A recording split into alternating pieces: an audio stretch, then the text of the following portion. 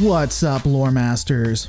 One of the most heartbreaking aspects of this breakdown is the premise that the Bajorans would have probably been one of the most advanced civilizations during the 24th century, if not for the Cardassian occupation. The Bajorans were traveling the stars in one form or another before most other species, dating back before the 16th century. They were able to make vessels of metal and wood, wood, and literally sail across the stars. And then, the Cardassians enslaved their culture and set them so far back that it's arguable if they even had warp drive. Let's just get into it.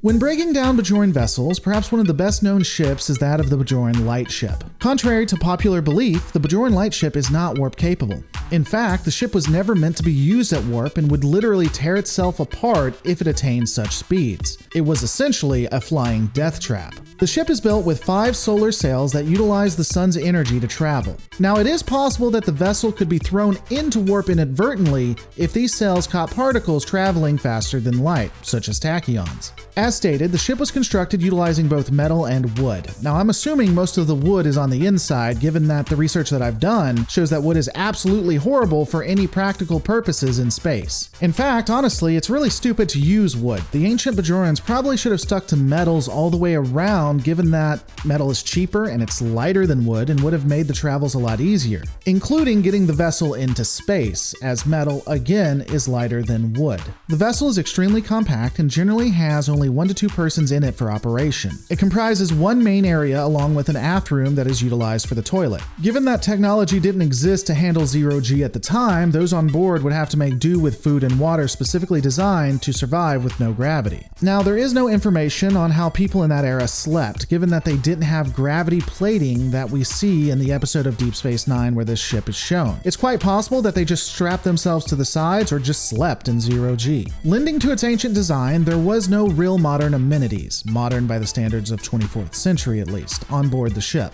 Viewports would be built into the vessel, allowing the crew to see outside. There was one main viewport on the bow where the crew would utilize a sextant. Along with the large viewport on the bow, additionally there were 2 other circular ports with dilating shutters located near the front of the vessel. There were additionally 4 small ones, 2 being on the starboard and the other 2 being on the port side of the ship. Even though the ship was pressurized, it was able to travel at sub-impulse if not impulse speeds, would inadvertently be able to travel at warp speed, utilize both wood and metal, and be one of the more advanced ships for its time, save for cultures such as the Vulcans. The vessel utilized a rudimentary power source and winches to get around. Because using some form of console or buttons would be only too easy for the Bajorans. Nah, screw that. They wanted to do it the hard way. God help pilots, given how they probably decided to fly in the Bajoran atmosphere. As stated, the ship would utilize winches and pulleys for navigation.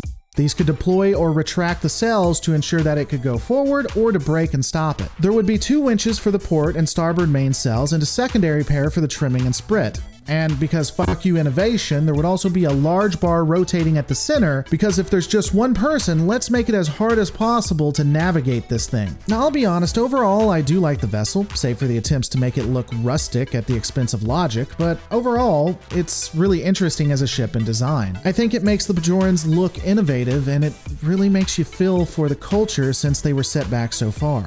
It's also fun that this vessel probably spit in the eye of the Cardassians, who think that they're better than the Bajorans. But those are my thoughts. What are yours? Let me know in the comments below, and as always guys, remember, all our lives are just a story.